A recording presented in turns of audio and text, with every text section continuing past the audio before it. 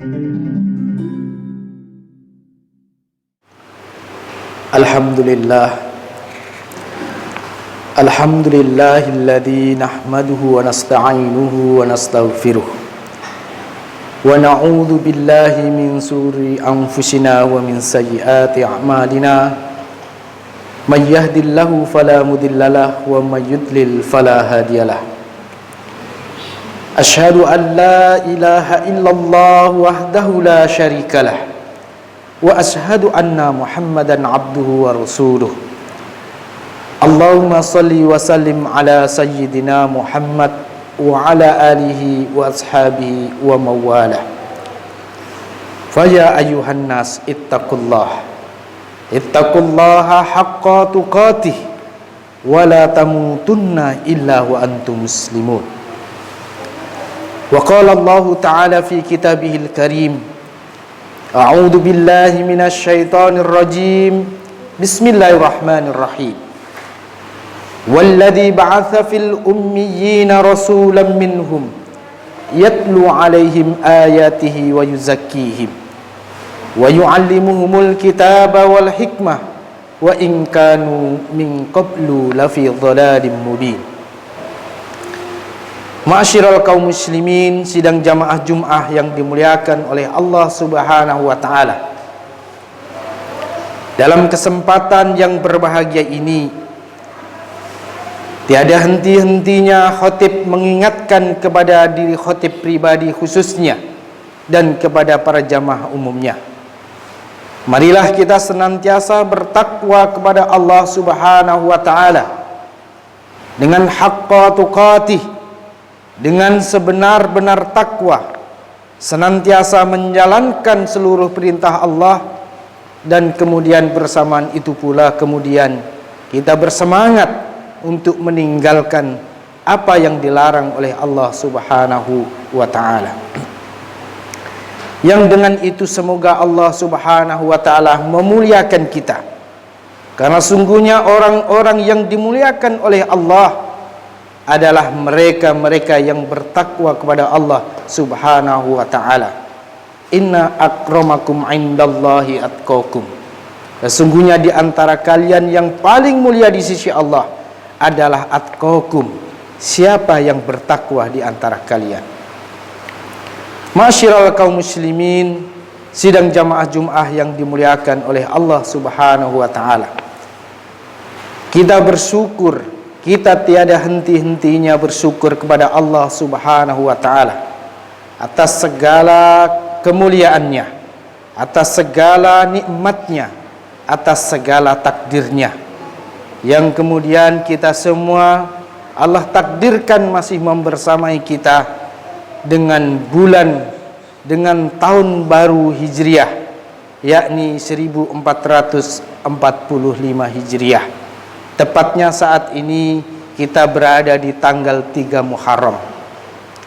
Maka berbicara tentang tahun baru Islam yang disebut dengan Hijriah, maka tentu tidak terlepas dari momentum peristiwa yang agung, peristiwa yang dilakukan oleh baginda Muhammad Rasulullah sallallahu alaihi wasallam bersama umat Islam ketika itu, yakni hijrah, berpindah tempat dari Makkah menuju Madinah.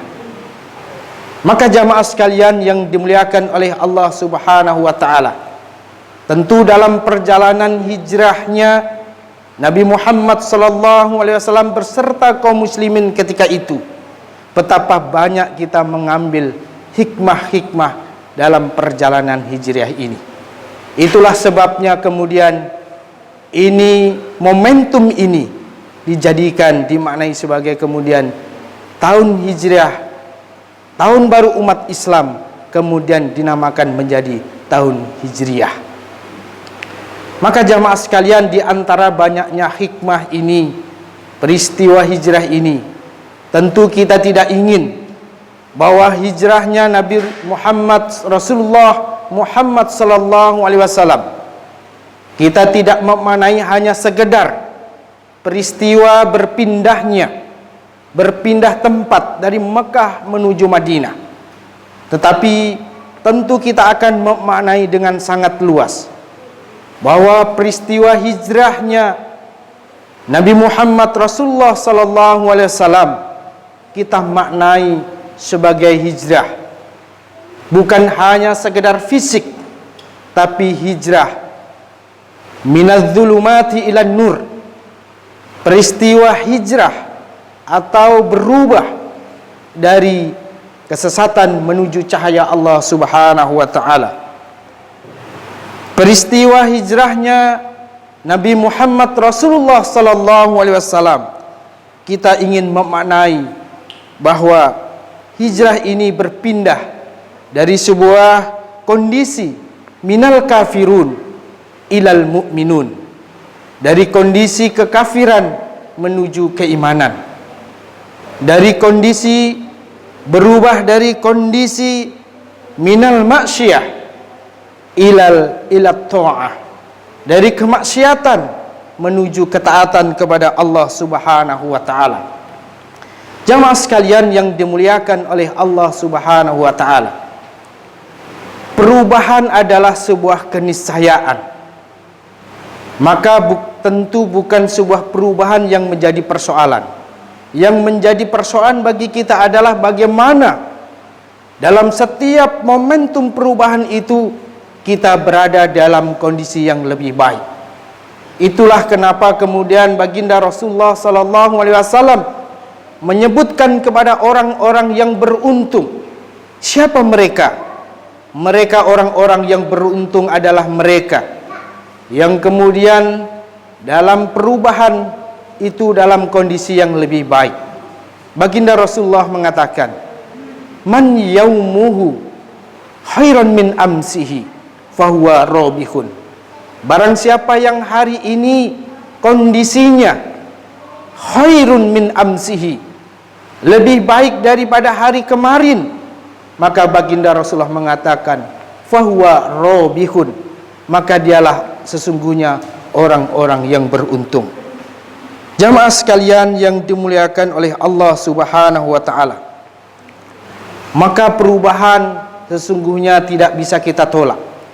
Maka peristiwa hijrahnya Nabi Muhammad sallallahu alaihi wasallam mudah-mudahan kita maknai sebagai sebuah perubahan menuju yang lebih baik, bukan hanya sekadar berubah fisik, berpindah tempat dari Makkah ke Madinah, tapi berubah dari kondisi kita pada saat ini dalam kesesatan menuju ilan nur, ke cahaya Allah Subhanahu wa taala. Perubahan kondisi kita yang sebelumnya cenderung kepada kemaksiatan, maka mudah-mudahan kita berubah ila ta'ah, menjadi orang-orang yang mencintai ketaatan kepada Allah Subhanahu wa taala. Jamaah sekalian yang dimuliakan oleh Allah Subhanahu wa taala, iman itu adalah yazidu wa yankus. Iman itu kondisinya kadang naik dan kadang turun, selalu terjadi perubahan. Maka di dalam Al-Quran, jamaah sekalian, ada 3 hal yang kemudian jika kita lakukan atau kita semua ingin berubah menjadi yang lebih baik, maka 3 hal ini harus kita lakukan. Yang pertama adalah yatlu alaihim ayatihi, yang telah membacakan kepada mereka ayat-ayatnya. Tentu dimaknai bahwa kita harus membaca Al-Quran, karena Al-Quran bukan hanya sekadar hudal lil muttaqin, petunjuk bagi orang-orang yang bertakwa saja. Bahkan Al-Quran menyampaikan hudal linnas, petunjuk bagi manusia. Maka dengan membaca ayat-ayat Al-Quran inilah yang kemudian akan memberikan petunjuk bagi kita, memberikan pemahaman kepada kita. Dengan membaca dan memahami Al-Quran, maka kita akan mengerti dan memahami mana yang baik, mana yang buruk.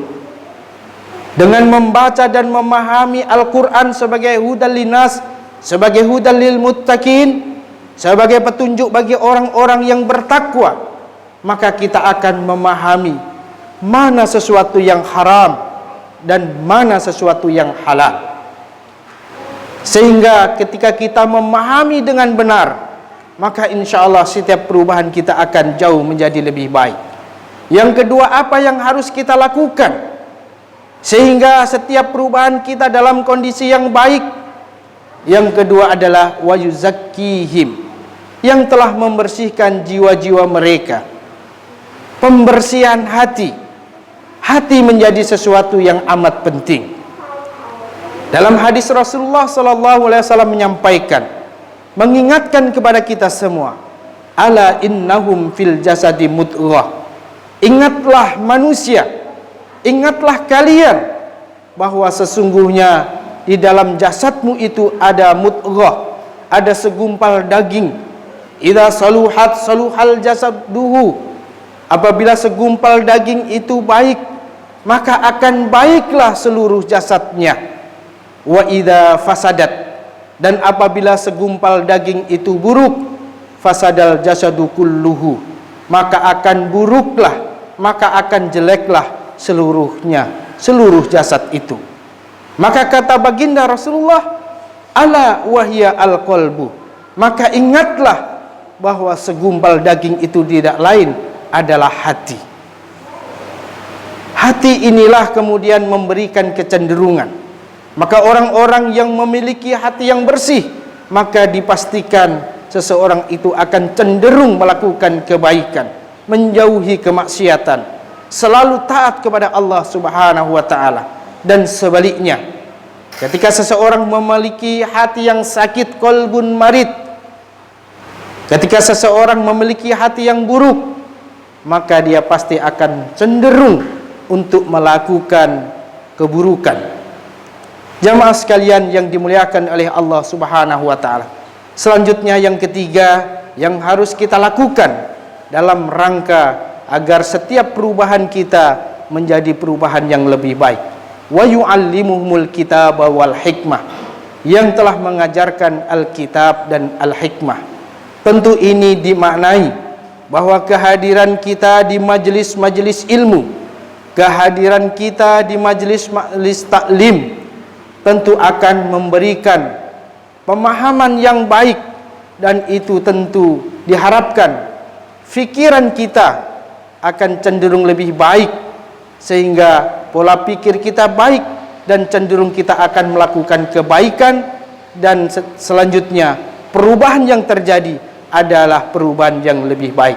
Semoga Allah Subhanahu wa taala memberikan kekuatan kepada kita, mentakdirkan kepada kita dalam setiap perubahan yang terjadi pada diri kita, perubahan itu dalam kondisi yang jauh lebih baik, sehingga kita dimaknai, disebutkan oleh baginda Rasulullah sallallahu alaihi wasallam sebagai robihun, orang-orang yang beruntung.